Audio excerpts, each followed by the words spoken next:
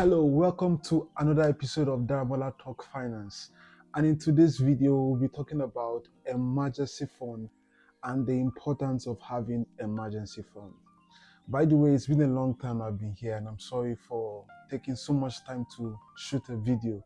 It made me understand how difficult it is for content creators to actually take out their time to create information. Of course, they may have things to say, but to set up the cameras and everything to just make sure the video is available for you out to view and to learn something, it takes a lot. So there's some level of discipline and consistency needed to shoot this video. And for every content creator out there, I salute you guys.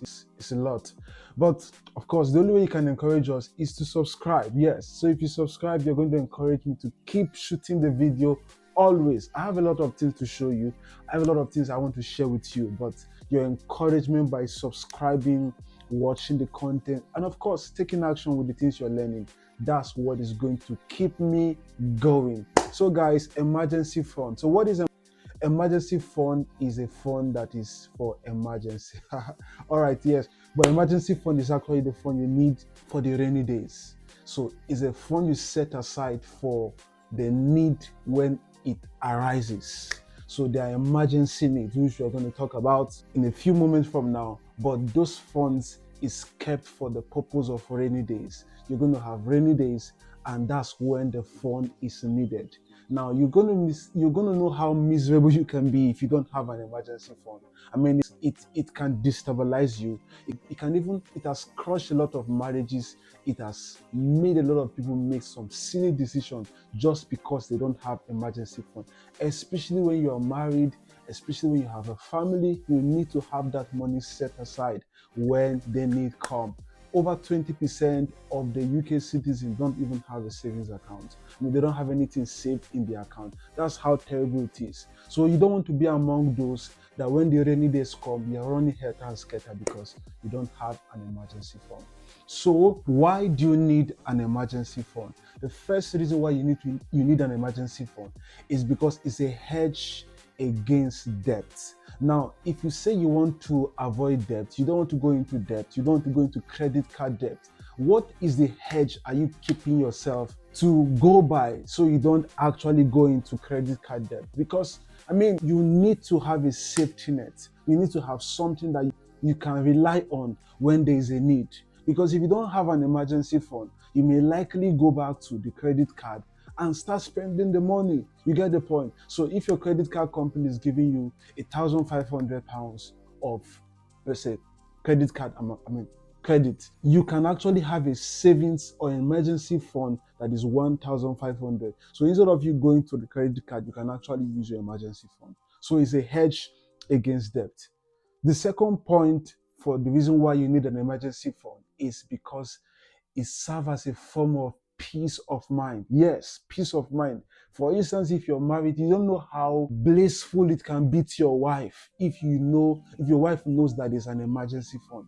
Not necessarily because of any emergency, but just her understanding that her husband or her partner have that money set aside when there is a need for it. It brings some level of peace of mind.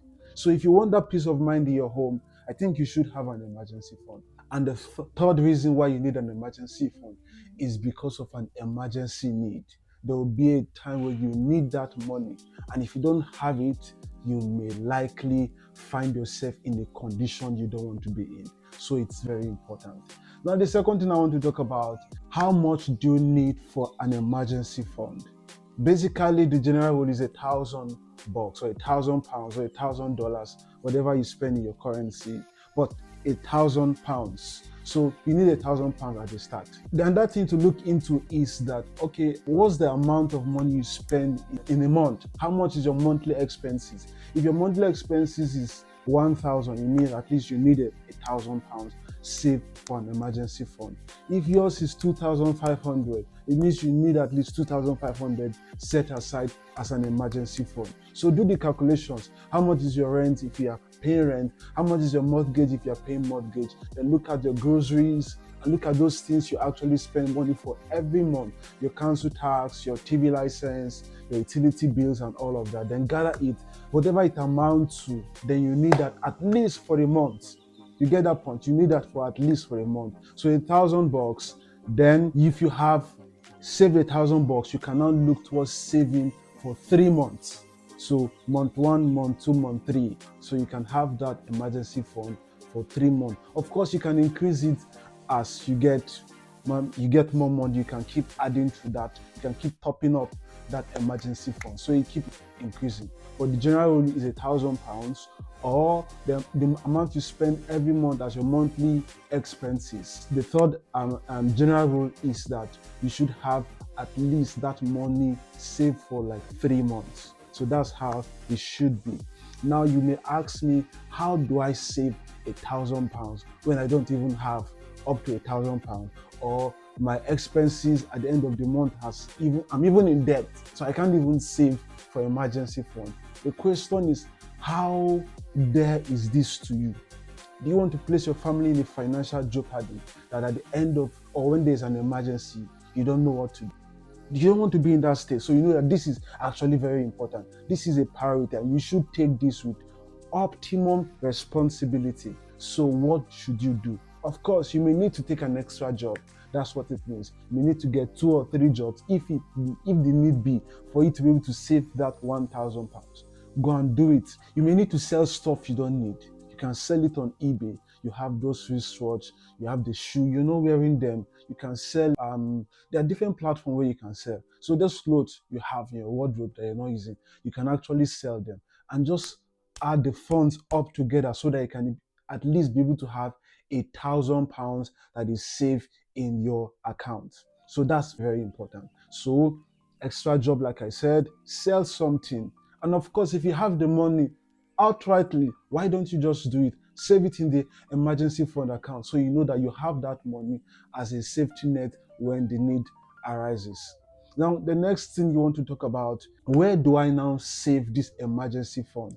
Because a lot of people actually have the emergency fund, but they end up saving it in a place where they can easily have access to it.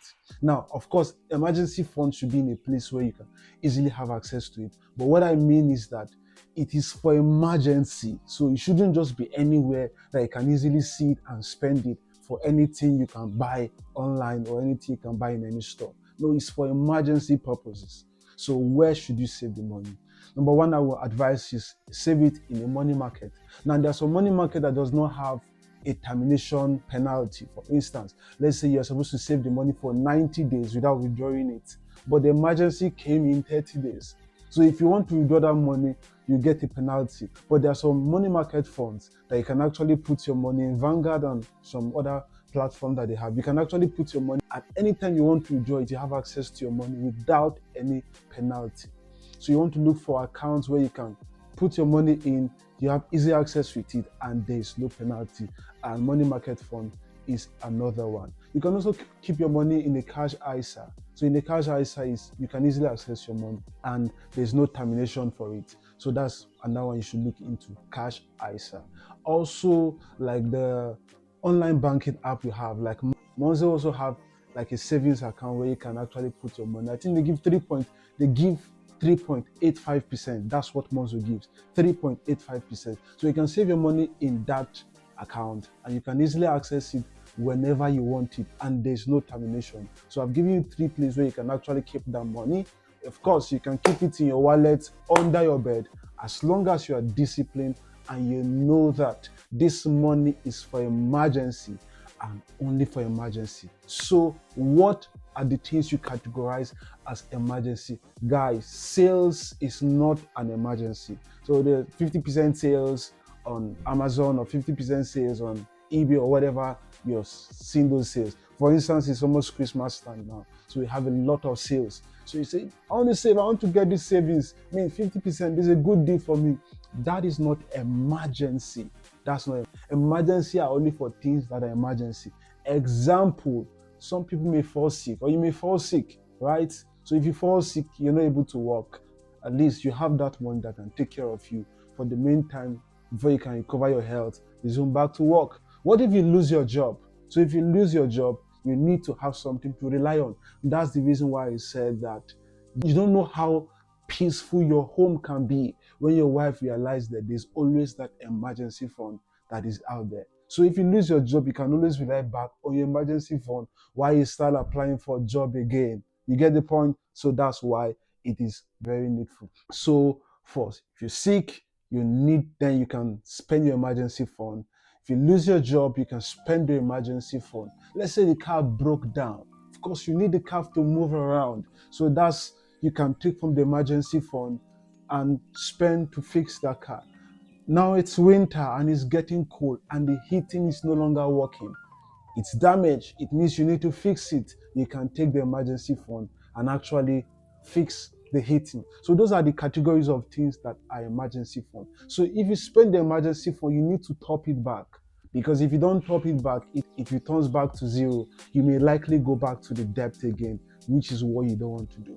Remember, we talked about debt is bad because debt takes away more money from you that you cannot even invest anymore. And in fact, the money you pay as the payment to manage that debt in terms of the interest is crazy. Look at your investment, for instance. You're making 10% or 20% on investment. Let's even say 20% on investment. But the debt you're actually paying is over 20%. So it means that you're actually on a loss because the money you are gaining is actually going for the debt payment and you're still under loss because you cannot still cover the debt payment. That's how bad debt is. So you don't want to place yourself in that situation where you have to be taking on debt. You pay debt, you go back and take another one. You pay, you go back and take another one. That's not a good way to become prosperous. So, like I said, spend only on emergency need. And if you spend that money, please refill it back. One of the best advice I can give you. Please and please take this as an advice for your family. You need an emergency fund and you need it as urgent as possible. One more thing I want to say is that why don't you give yourself a challenge? If you don't have an emergency fund, maybe give yourself a challenge of 5 months. I want to be saving £200 every month for 5 months to have £1,000. Okay, I want to be saving £250 every month for the next 4 months and I have £1,000. All right, I want to be saving £500 for the next 4 months. I have £2,000. If your monthly expenses is £2,000, you can start that. Give yourself a challenge. You can automate it on your online banking app. £200 goes to that every month. So they do that and get yourself disciplined. In fact, get yourself accountable. Speak to your wife, speak to a friend. This is your target so that you can be able to have that at the end of the month. In such way, you can be able to emergency fund. And who knows, you can even take it up to £10,000. And that will be a form of hedge against war with you and your wife. That will be some form of hedge against emergency. Of course, if you lose your job, you have something you can rely on. Until next time, guys, stay peace and always stay green. Cheers and bye for now.